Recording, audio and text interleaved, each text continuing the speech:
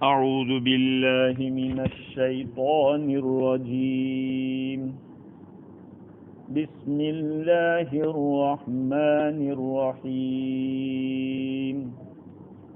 الزاني لا ينكح إلا زانية أو مشركة والزانية لا ينكحها إلا زان أو مشرك وحرم ذلك على المؤمنين. صدق اللہ العظیم. بزرگوں، پیارے بھائیوں، کل گزشتہ ہماری گفتگو یہ چل رہی تھی کہ حق جل وعلا نے اپنے کلام پاک کے اندر زنا کی سزا کو صاف الفاظ میں بیان کیا ہے، اور یہ بھی بتلایا کہ جس وقت یہ سزا دی جائے اس وقت مسلمانوں کی ایک جماعت کو حاضر رہنا چاہیے تاکہ عبرت لوگوں کو حاصل. یہیں سے حضرت حکیم الامت مولانا تھانوی رحمۃ اللہ علیہ نے ایک مسئلہ بیان کیا ہے سلوک کا، تصوف کا، کہ شیخ اپنے مریدوں کی اصلاح کے اندر اگر اس طرح کی غلطی ہو جس کی سزا کے اندر نرمی نہیں ہونی چاہیے، شیخ کر سکتا ہے، اور لوگوں کے سامنے شیخ ڈانٹ بھی سکتا ہے، ایسے لوگوں کے سامنے کہ جو خود اللہ والے ہو گئے ہو، پہنچ چکے ہو. آج کے زمانے میں تو اصلاح چاہنے والے ہی نہیں ہیں تو کون اصلاح کرے گا؟ ہر آدمی اپنے کو پرفیکٹ سمجھتا ہے. اس زمانے کے اندر حضرت مولانا شاہ وسیع اللہ رحمۃ اللہ علیہ کی خانقاہ میں بڑے بڑے علماء جاتے تھے، شیخ الحدیث جاتے تھے، اور بھری مجلس میں نکالا جاتا تھا، ڈانٹ کے نکالتے تھے سب کے سامنے. آدمی کی اصلاح ایسے ہوتی ہے. خیر، آج جس آیت کریمہ کو پڑھا ہے اس آیت کریمہ کے اندر اللہ تعالیٰ نے انسان کے ایک نیچر کو بیان کیا ہے، انسان کی مزاج کو بتلایا ہے. یہ انسان کا مزاج کچھ ایسا ہے کہ اچھا کام کرتے کرتے اس کے مزاج میں اچھائی آ جاتی ہے، اور برائی کرتے کرتے اتنی برائی جم جاتی ہے کہ وہ اچھائی کو پسند ہی نہیں کرتا ہے. ترجمہ دیکھیے اللہ تعالیٰ کیا فرماتے ہیں: الزانی لا ينکح الا زانیۃ او مشرکہ. زنا کرنے والا مرد نکاح نہیں کرتا مگر زنا کرنے والی عورت سے یا شرک کرنے والی عورت سے. والزانیۃ لا ينکحها الا زان او مشرک. اور زنا کرنے والی عورت کہ اس سے نکاح نہیں کرتا مگر زنا کرنے والا مرد اور زنا کرنے یا شرک کرنے والا مرد. وحرم ذلك على المؤمنین. اور یہ چیز ایمان والوں پر حرام کی گئی ہے. واقعتاً میں نے پہلے بھی کہا، ابھی بھی کہہ رہا ہوں کہ قرآن مجید میں اللہ رب العزت نے جو الفاظ بیان کیے بڑے حکمت کے اوپر مبنی ہے، بڑی حکمت ہے اس کے اندر. کل گزشتہ میں نے عرض کیا تھا کہ زنا کی سزا کے اندر زنا کرنے والی عورت کو پہلے بیان کیا اور بعد میں مرد کو بیان کیا. آج دیکھیے نکاح کے معاملے میں زنا کرنے والے مرد کو پہلے بیان کیا اور بعد میں زنا کرنے والی عورت کا تذکرہ. اور عجیب بات یہ ہے کہ نکاح کی نسبت مرد ہی کی طرف کی ہے. ترجمہ دیکھیے، زنا کرنے والا مرد نکاح نہیں کرتا مگر زنا کرنے والی عورت سے یا شرک کرنے والی عورت سے، اور زنا کرنے والی عورت کے اس سے نکاح نہیں کرتا مگر زنا کرنے والا مرد. یا شرک کرنے والا مرد. تو نکاح کے معاملے میں پہلے مرد کو بیان کیا، یعنی مرد دیکھنے جائے گا. کیا نکاح میں اصل مرد ہے. اب تو ایسا ہوتا ہے کہ عورت دیکھتی ہے مرد کو پہلے، معاملہ الٹا ہو گیا. وہ کہے کہ مجھے پسند ہے تو آگے چلو، باقی بعد میں بات کرنا. اور دوسری بات یہ ہے کہ نکاح میں اصل مرد ہے، اسی لیے زنا کرنے والے مرد کا تذکرہ پہلے ہوا. اب اس آیت کریمہ کے اندر اللہ تعالیٰ نے انسان کی فطرت کو بیان کیا ہے. یوں کہیں کہ شرعی حکم نہیں ہے کہ زنا کرنے والا اسی سے نکاح کر سکتا ہے جس نے زنا کیا ہو، ایسا یہ حکم نہیں ہے، بلکہ ایک ایک لوگوں کے نیچر کو بتلایا ہے کہ انسان کا مزاج اگر زنا کرتے کرتے اس نے توبہ نہیں کی ہے تو اس کو ایسی ہی عورت پسند آئے گی جو زنا کرتی ہے یا شرک کرنے والی پسند آئے گی. واقعہ کیا ہوا، یہ آیت کیوں نازل ہوئی، اس کا بیک گراؤنڈ کیا ہے؟ حضرت عمرو بن شعیب عن ابیہ عن جدہ روایت کرتے ہیں کہ ایک آدمی تھے جن کو مرثد کہتے تھے، مرثد ابن ابی مرثد. یہ ایک صحابی تھے.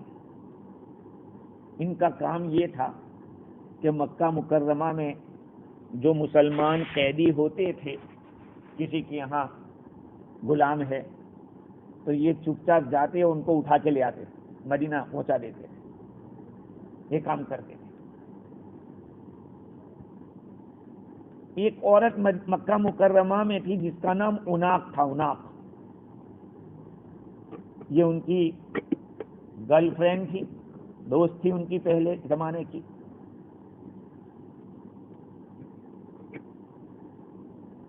اس مرثد نے مکہ مکرمہ میں ایک قیدی کو یہ وعدہ کیا تھا، میں تم کو لینے آؤں گا، فلاں جگہ پہ رہنا، میں اٹھا کے لے آؤں گا. یہ فرماتے ہیں مرثد کہ میں گیا، ایک باغ کے اندر ایک درخت کے نیچے میں انتظار کرنے لگا. چاندنی رات تھی، رات چاندنی تھی. میرا سایہ اس نے دیکھا، وہ سایہ دیکھ کر قریب ہوئی، کہا کہ اچھا مرثد ہے؟ تو کیا مرثد ہوں؟ تو کہا آج رات میرے یہاں اپنے ساتھ رہو، رات میرے ساتھ گزارو. انہوں نے فرمایا کہ دیکھو اللہ تعالیٰ نے زنا حرام کر دیا ہے، زنا حرام ہو گیا اسلام کے اندر، اس لیے وہ بات تو نہیں ہو سکتی. دیکھو یہ لوگ صحابہ کرام، صحابہ اسی لیے تو بنے ہیں، ان لوگوں کے دل ایسے تھے، ایک دفعہ ایک بات ہو گئی بات خلاص، وہ واپس شراب حرام ہو گئی بس بات خلاص، اب آگے دوبارہ پینے کی بات نہیں کرنے کی. زنا حرام ہو گیا بس بات خلاص. تو حضرت مرثد نے کہا کہ نہیں. اس عورت نے کیا کہا کہ وہاں شور مچایا، چلائی کہ خیمہ والو یہ آدمی ہے جو تمہارے قیدیوں کو چرا کے لے جاتا ہے، یہی آدمی ہے. محبت میں سارے راز چھپائے جاتے ہیں. جب کسی سے تعلق ہوتا ہے تو وہ راز چھپاتا ہے، اور ذرا کچھ بگاڑ ہوتا ہے تو وہ سارے راز فاش کر دیے جاتے ہیں. اسی لیے تو کہا جاتا ہے کہ ذرا بات کرو تو سنبھل کے کیا کرو، کبھی کچھ گڑبڑ ہوئی تو پھر وہ بات عام ہو جاتی ہے. خیر لوگ دوڑے ان کے پیچھے، 8 آدمی تھے ان کو پکڑنے کے لیے. ایک پہاڑ تھا وہاں پہ جس کا نام خندمہ ہے. اس پہاڑ کے اوپر چڑھ گئے اور غار کے اندر گھس گئے. یہ 8 آدمی اندر گئے. اندھیرا بہت زیادہ تھا، تلاش کرنے لگے، تلاش کرتے رہے، یہاں تک کہ ایک آدمی نے وہاں کھڑے کھڑے پیشاب کیا تو یہ صحابی فرماتے ہیں کہ میرے سر پہ اس کا پیشاب گرا. پھر اللہ تعالیٰ نے ان کو اندھا کر دیا، وہ دیکھ ہی نہیں پا رہے تھے، آدمی وہیں تھا لیکن ڈھونڈتے رہتے کہاں گیا وہ، بالآخر تھک کر واپس ہو گئے۔ جب دیکھا کہ یہ لوگ اپنی جگہ واپس چلے گئے ہوں گے تو مرشد نکلے اور دوبارہ ایک درخت کے پاس جہاں کا وعدہ تھا اس آدمی کو، قیدی کو، اس کے پاس پہنچے، اس کو اٹھایا اور میں اٹھا کے مدینۃ المنورہ کی طرف روانہ ہوا۔ حضور اکرم صلی اللہ علیہ وسلم کے پاس میں حاضر ہوا اور عرض کیا کہ اللہ کے رسول، مجھے عناق سے نکاح کرنا ہے، کوئی عورت، میں اس سے نکاح کرنا چاہتا ہوں۔ حضور اکرم صلی اللہ علیہ وسلم خاموش رہے۔ وہاں ایک دم سے جواب نہیں ملتا تھا، آج تو یہاں ایک بات کرو 100 جواب دینے والے مل جائیں گے آپ کو، ہیں کوئی مسئلہ ایسا چھیڑو۔ حضور اکرم صلی اللہ علیہ وسلم خاموش ہیں، کوئی جواب نہیں دیا، یہاں تک کہ یہ آیت کریمہ نازل ہوئی، الزانی لا ینکح الا زانیۃ او مشرکہ، زنا کرنے والا تو ایسی عورت سے نکاح کرتا ہے جو زنا کرنے والے۔ مطلب یہ ہے کہ توبہ نہیں کی ہوگی زنا سے تو اس کے اندر وہی بات آئے گی کہ وہ ایسی عورت ہی کے ساتھ نکاح کرے یا اس شرک کرنے والی عورت سے نکاح کرے۔ اس آیت کے نازل ہونے کے بارے میں بعض حضرات نے یہ بھی نقل کیا، جیسے کہ عبداللہ ابن عمر، عبداللہ ابن عباس رضی اللہ تعالیٰ عنہما فرماتے ہیں کہ یہ آیت کچھ خاص لوگوں کے لیے نازل ہوئی ہے۔ اس کا مطلب ہرگز یہ نہیں ہے کہ اگر کوئی زنا کرنے والا مرد ہو تو کوئی نیک عورت مل جائے تو اسے نکاح نہیں کر سکتا، نکاح نہیں ہوگا، ایسا نہیں ہے۔ یا کوئی نیک صالح آدمی ہے اور اس کا نکاح کوئی ایسی عورت جو پہلے زنا کرتی تھی اور اس نے توبہ کر لی، اس سے نکاح کرنا چاہتا ہے، اس سے نکاح نہیں ہوگا، ایسا نہیں ہے۔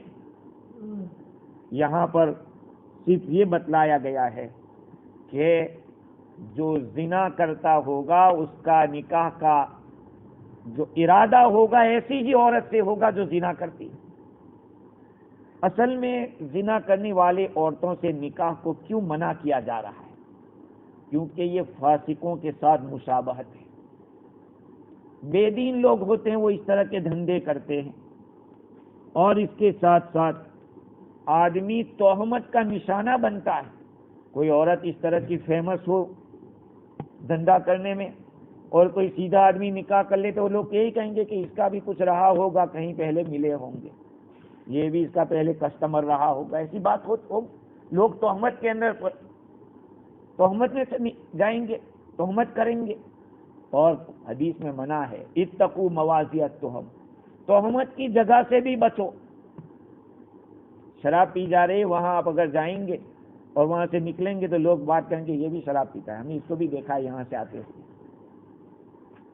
اور تیسری وجہ یہ ہے کہ اس کی وجہ سے، ایسی عورت سے نکاح کرنے کی وجہ سے لوگوں کی زبان کے اندر برائی تو ہو ہی جاتی ہے، نسب بھی گڑبڑ ہو جاتا ہے۔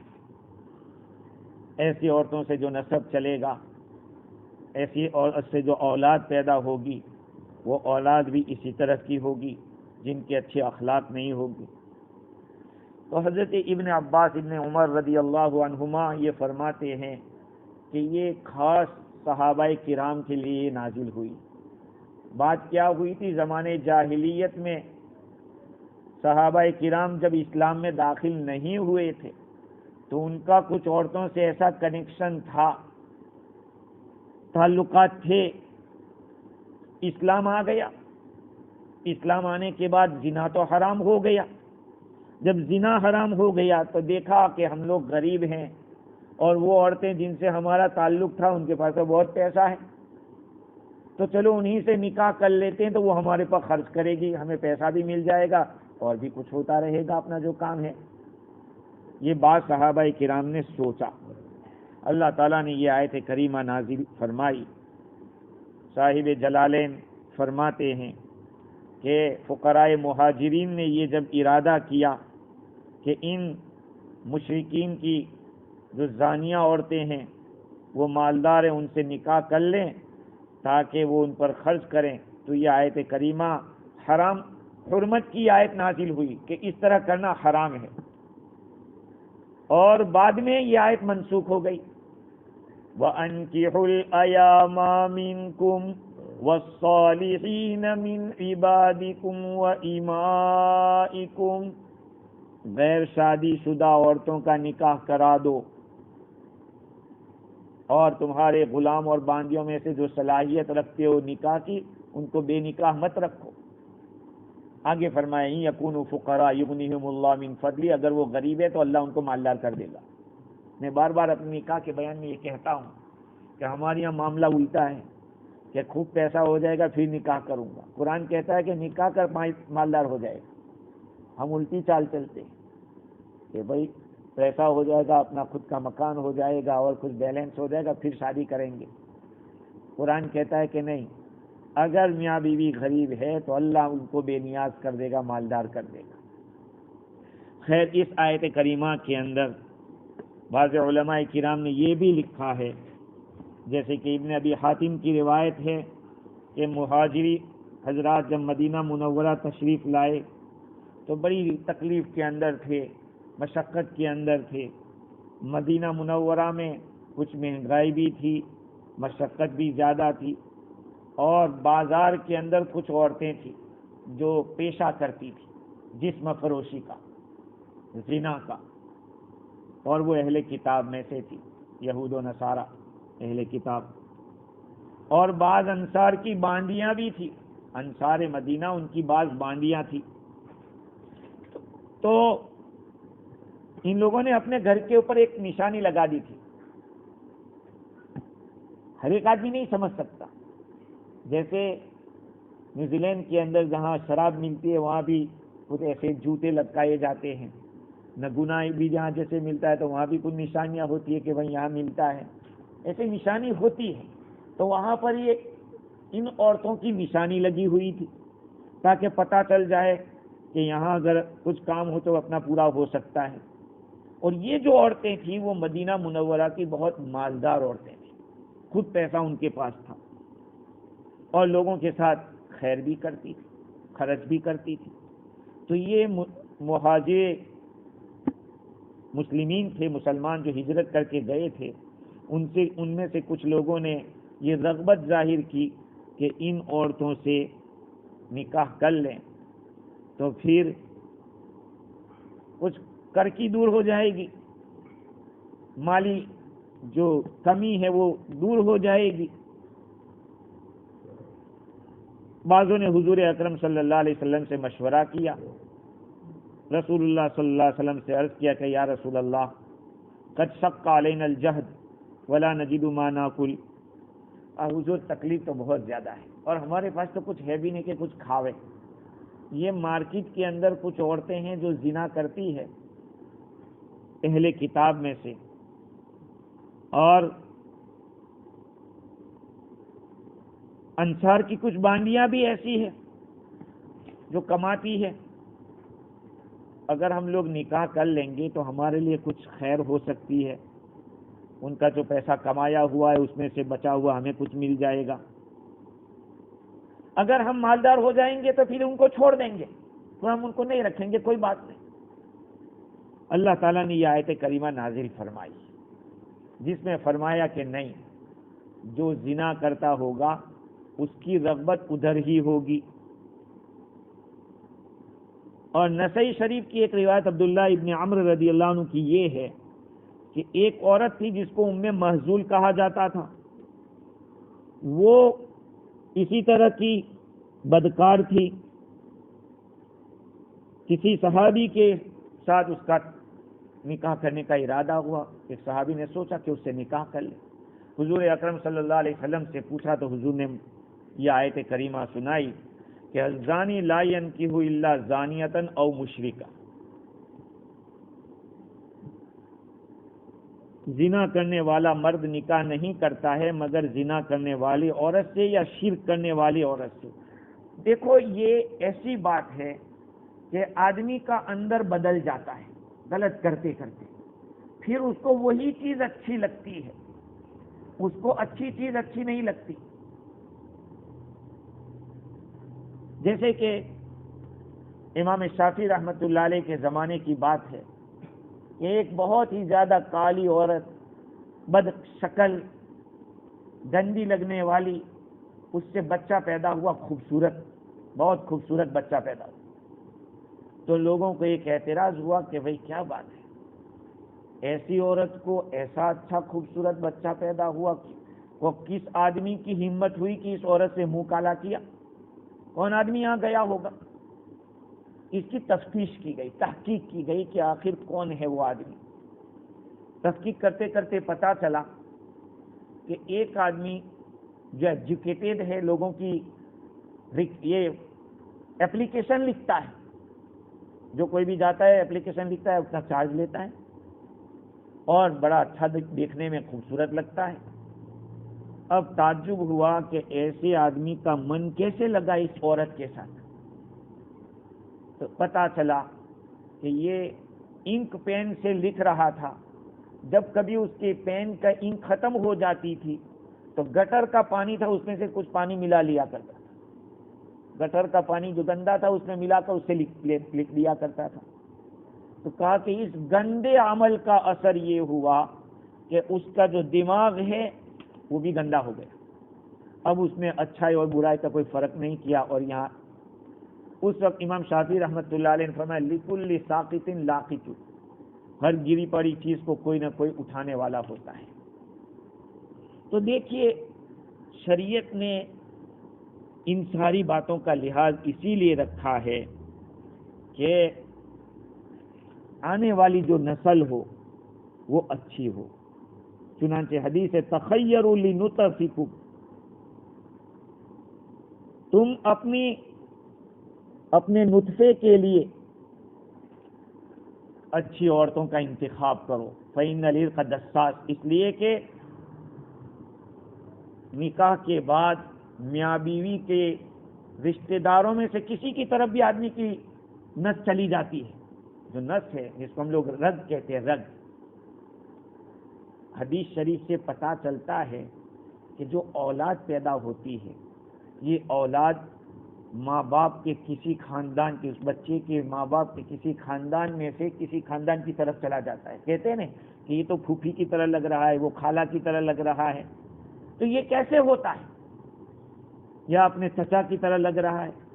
وہ اس وجہ سے کہ میاں بیوی کا جو پانی ملا ہے، ان پانی کے اندر اللہ تعالیٰ نے کچھ ایسی چیز رکھی، تاثیر رکھی ہے کہ یا تو عورت کے خاندان میں سے کسی فرد کی طرح وہ بچہ ہوتا ہے یا مرد کے خاندان میں سے کسی فرد کی طرح ہوتا ہے.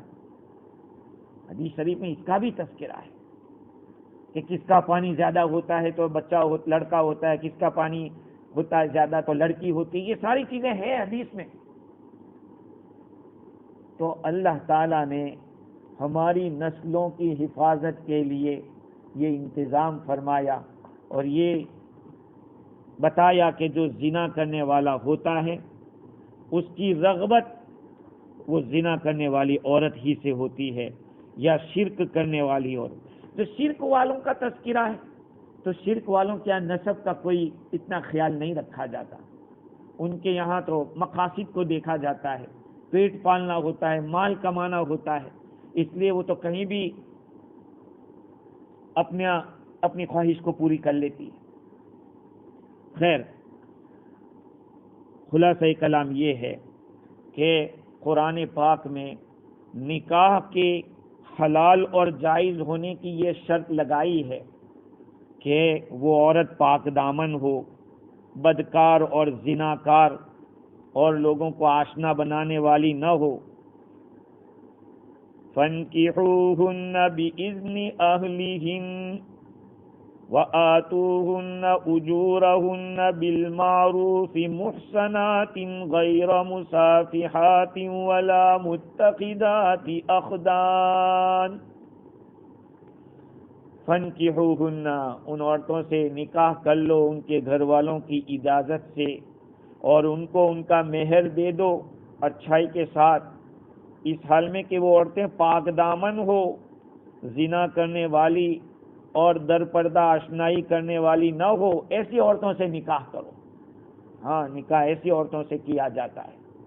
آج تو دیکھا جاتا ہے، ایک نظر دیکھا، رہے بہت اچھا، کسی نے ہیلو ہاؤ آر یو کر دیا، وہیں پہ آدمی لٹو بن جاتا ہے، اور نکاح سب چیزیں دیکھی جاتی ہیں، خاص طور پہ اخلاق دیکھے جاتے ہیں، دینداری کو دیکھا جاتا ہے۔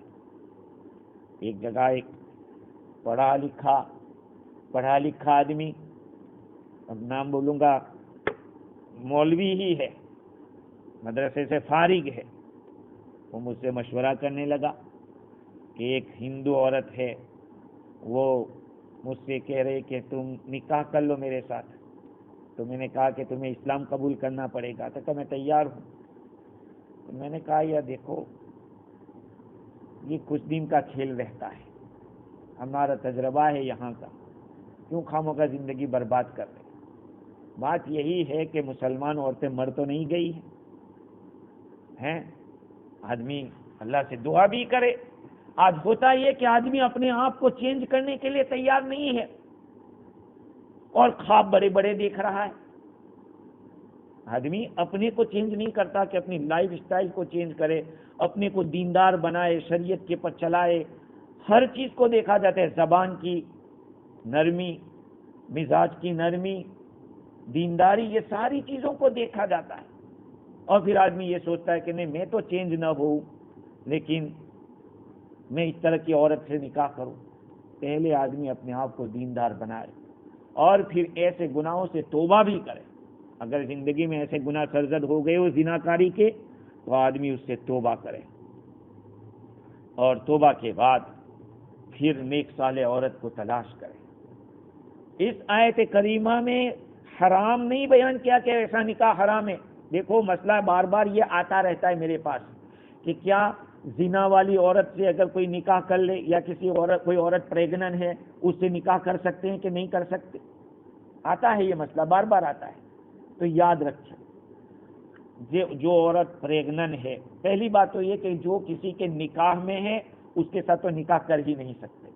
جب تک ایک آدمی کے نکاح میں ہے دوسرا آدمی نکاح نہیں کر سکتا، چاہے کس نے بڑے مولانا نے نکاح پڑھایا ہو یا بڑے مفتی صاحب نے پڑھایا ہو، نکاح نہیں ہوگا جب کہ کسی ایک کے نکاح میں ہے۔ ایک مسئلہ تو یہ، اور دوسرا مسئلہ یہ ہے کہ یہ بچہ پیٹ میں آئے وہ زنا سے ہے، پریگنن ہوئی ہے زنا سے، تو اس کا نکاح تو ہو سکتا ہے، چاہے جس نے زنا کیا ہے وہ نکاح کرے یا کوئی دوسرا نکاح کرے۔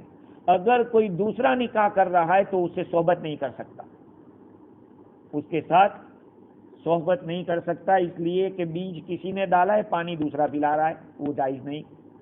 اور اسی نے زنا کر کے اس کو پریگنن کیا ہے تو وہ نکاح بھی کر سکتا ہے اور اس کے ساتھ ساتھ صحبت بھی کر سکتا ہے۔ لیکن یاد رکھیں، مسئلہ اور بھی ہے، وہ یہ ہے کہ اگر یہ بچہ 6 مہینے کے اندر پیدا ہوا تو نسب ثابت نہیں ہو، وہ حرام ہی کا کہلائے گا، کیونکہ بچہ ماں کے پیٹ میں کم سے کم 6 مہینہ رہتا ہے، یعنی کمپلیٹ تیار ہوتا ہے تو 6 مہینے میں ہو جاتا ہے۔ اس سے پہلے اگر آیا ہے تو پھر ڈاؤٹ رہتا ہے۔ شریعت نے کہا ہے کہ 6 مہینے سے کم بچہ ماں کے پیٹ میں رہ نہیں سکتا، تو پھر وہ نسب ثابت نہیں ہوگا۔ خیر، تو میں یہ عرض کر رہا تھا کہ اسلام کے اندر ایسا نکاح حرام نہیں ہے، لیکن علامہ نصفی فرماتے ہیں کہ ایمان والوں کو بے رغبت کرنا ہے زانیہ کے نکاح سے، زنا کرنے والی عورتوں سے آدمی نکاح نہ کرے، اسے بے رغبتی ان کو دلانی ہے، اس وجہ سے اللہ تعالیٰ نے یہ حکم دیا۔ اور دوسری بات یہ ہے کہ ان کو شوق دلانا ہے مسلمان پاک دامن عورتوں سے کے ساتھ نکاح کرنے کا۔ جو زنا کرنے والا ہوگا وہ تو چاہے کسی بھی مذہب کے اندر ہو، اس کی رغبت ادھر ہی ہوگی۔ حضرت حکیم الامت مولانا تھانوی رحمۃ اللہ علیہ نے لکھا ہے کہ ایک آدمی تھا، وہ ادھر ادھر منہ مارنے والا تھا، زانی تھا، اس کی بیوی بہت بیچاری نیک عورت تھی، تہجد گزار تھی، پارسا تھی۔ اس نے پوچھا مولانا سے کہ یہ کیسا، میں تو نیک ہوں اور میرا شوہر اس طرح کا ہے۔ بلکہ قصہ کچھ یوں ہے کہ عورت نے دیکھا کہ یہ فلانی عورت کے پاس منہ کالا کرنے جاتا ہے، تو یہ عورت چھپ گئی وہاں۔ جب یہ مرد وہاں گیا تو اس عورت نے کہا کہ بھڑوے کہاں گیا تھا، اس طرح کے لفظ کہے اس نے، کتاب میں لکھا ہے بھڑوے کہاں گیا تھا۔ جب اس نے سنا تو وہ بہت خوش ہوا، جیسے عورت اپنے گھر آ گئی۔ جب رات کو اس کا شوہر آیا تو عورت نے بھڑوے کہا کہ کہاں گیا تھا، تو وہ شوہر کہتا ہے کہ تیرے اندر یہی کمی تھی۔ کیا کہا؟ تیرے اندر یہی کمی تھی کہ تیرے پاس اس طرح کے الفاظ نہیں تھے۔ ایک بات اور میں سناتا ہوں، بہت امپورٹنٹ بات ہے، یاد رکھنا۔ وہ کیا ہے؟ آدمی مرد بیوی کے ہوتے ہوئے زنا کا قدم کیوں اٹھاتا ہے؟ کیوں اٹھاتا ہے؟ ایک بنیادی وجہ تجربے کی میں بتا رہا ہوں لوگوں سے، جو میں نے اندازہ لگایا، وہ یہ ہے کہ جو نکاح والی عورت ہے، مرد چاہتا ہے کہ اس کو اچھا رسپانس ملے۔ بعض عورتیں ایسی ہوتی ہے کہ بہت زیادہ حیا اور شرم کی وجہ سے شوہر کے سامنے اپنی محبت کا اظہار نہیں کرتی، نہ الفاظ سے نہ حرکات سے، تو پھر آدمی یہ سوچتا ہے کہ میں کیا کس سے شادی۔ میرے ایک دوست تھے، گزر گئے، انگلینڈ کے اندر رہتے تھے، حاجی یوسف، بہت نیک صالح آدمی تھے۔ وہ ہمیں بتاتے تھے کہ مفتی صاحب ہم نے تو بھینسوں سے شادی کی ہے، ہم نے بھینسوں کے ساتھ شادی کی ہے، وہ ایسا بولتے تھے ہم کو۔ تو اس کا مطلب یہی ہے کہ عورتوں کے اندر یہ چیز ہونی چاہیے کہ اپنے شوہر کو کس طرح سے رسپانس دینا چاہیے، تاکہ شوہر کی نظر کسی اور جگہ جاوے ہی نہیں۔ نکاح کے بیان میں تو میں کہتا ہی رہتا ہوں کہ عورت کو چاہے کہ اپنے گھر کے اندر خوب بن ٹھن کر سنور کر رہے اپنے شوہر کے لیے، لیکن یہ بھی ہونا چاہیے کہ جب نکاح ہو چکا ہے، دونوں ایک دوسرے کے لیے حلال ہیں، تو شوہر کو اس طرح کا مقام دیں اور اس کے سامنے اتنے اٹریکٹیو بنے، اور زبان سے بھی محبت کا اظہار ہو اور حرکات سے بھی، تو شوہر دوسری طرف منہ نہیں مارے گا۔ آج بہت سارے گھروں کے اندر ایسا جو ہو رہا ہے کہ نکاح ہو گیا پھر بھی آدمی کی نظر دوسری طرف جاتی ہے، اس کی بنیادی وجہ یہ ہے، آدمی جو چاہتا ہے اسے اپنے گھر نہیں ملتا تو پھر وہ دوسری جگہ، حالانکہ غلط ہے، یہ جو قدم ہے وہ غلط ہے، اس لیے کہ جو حرام ہے وہ حرام ہے، یہ تکلیف کی وجہ سے وہ چیز حلال نہیں ہو جائے گی۔ خیر، اللہ تعالیٰ فرماتے ہیں کہ وَالزَّانِيَةُ لَا يَنكِحُهَا إِلَّا زَانٍ أَوْ مُشْرِكٌ، اور زنا کرنے والی عورت کہ اس کے ساتھ نکاح نہیں کرے گا مگر زانی اور مشرک ہی کرے گا، اس کے ساتھ رغبت وہی رکھے گا جو اس جیسا ہے۔ کنت جنس باہم جنس پرواز، کبوتر با کبوتر باز با باز، کنت جنس باہم جنس پرواز، کبوتر با کبوتر باز با باز، کبوتر کبوتر کے ساتھ ہی اڑے گا اور باز باز ہی کے ساتھ اڑے گا، یہ نہیں کہ کوے کے ساتھ کبوتر چلا جائے گا۔ بس ایسے ہی آدمی کی رغبت ایسی جگہ ہوگی جیسا وہ ہے، اس کا شوق ایسا ہی ہوگا۔ یہیں پر مسائل السلوک میں حضرت حکیم الامت رحمۃ اللہ علیہ نے لکھا کہ یہاں ایک سلوک کا مسئلہ یہ ثابت ہوتا ہے کہ آدمی کو چاہیے کہ برے لوگوں کی صحبت میں نہ بیٹھے۔ اشارہ ہے لا ينبغي للاخيار معاشرة الاشرار، نیک لوگوں کے لیے مناسب نہیں کہ برے لوگوں کی صحبت میں رہے، جیسے کبوتر کبوتر ہی کے ساتھ رہتا ہے۔ تو آدمی کی رغبت کا اس طرف ہونا یہ بتلا رہا ہے کہ کچھ کمی ہے ہمارے اندر۔ وَحُرِّمَ ذَلِكَ عَلَى الْمُؤْمِنِينَ، یہ چیز کا مطلب بعض لوگوں نے کہا کہ اس طرح کا نکاح ہی حرام ہے، لیکن دوسرے علماء فرماتے ہیں کہ نکاح تو حلال ہے، البتہ زنا حرام ہے۔ زنا وحرم، اس کا مرجع بعض علماء نے زنا قرار دیا کہ یہ زنا اتنی گندی چیز ہے اسی لیے اس کو حرام کیا گیا ہے، اور بعض مفسرین نے کہا کہ زانیہ اور زانی کا نکاح یا مشرک یا مشرکہ کے ساتھ نکاح کرنا یہ حرام ہے، لیکن مسئلہ یہ نہیں ہے، شریعت نے اس کے اندر بے رغبتی دلائی ہے کہ ایسی عورتوں سے دور رہنا چاہیے، علامہ عثمانی فرماتے ہیں کہ جو مرد یا عورت اس عادت شنیعہ زنا جیسی بری حرکت میں مبتلا ہوتے ہیں، حقیقت میں وہ اس لائق نہیں رہتے کہ ان کے ساتھ کسی پاک دامن مسلمان سے نکاح کرایا جائے، ان کا تعلق ازدواج اور ہم بستری قائم کی جائے۔ وہ تو اس لائق ہے کہ ان کا نکاح ایسے بدکاروں ہی کے ساتھ کیا جائے، ایسے تباہ حال مرد یا عورت سے ان کا نکاح ہو، یا ان سے بھی بدتر کسی مشرک یا مشرکہ کے ساتھ کیا جائے۔ مطلب یہ ہے کہ اس آیت میں بتایا کہ وہ آدمی جو زنا کی حرکت میں مبتلا اور توبہ نہیں کی ہے، وہ اس لائق ہے کہ اس کو ایسوں سے نکاح کرائے، ان کو پاک دامن عورتیں نصیب نہ ہو۔ وَحُرِّمَ ذَلِكَ عَلَى الْمُؤْمِنِينَ کا یہ مطلب ہے ایمان والوں کے اوپر یہ حرام کی گئی ہے۔ آگے کی جو آیت ہے، اس آیت کریمہ کے اندر اللہ رب العزت نے پاک دامن عورتوں کے اوپر الزام لگانے کا کتنا بڑا جرم ہے اس کو بیان کیا ہے، جس کو حد قذف کہتے ہیں۔ حد قذف، قذف کے معنی تہمت لگانا۔ کسی نیک صالح عورت ہے، آدمی نے اس پر زنا کا الزام لگا دیا، کہ اس کی کیا سزا ہے، وہ تو آئندہ کل بیان ہوگی انشاءاللہ۔ اللہ تعالی ہم لوگوں کو دین کی صحیح سمجھ عطا فرماوے، عمل کرنے والا بناوے، قرآن مجید کے ساتھ موت تک جوڑے رکھے، قرآن مجید کے حقوق کو ادا کرنے والا بناوے۔ وآخر دعوانا الحمدللہ رب العالمین۔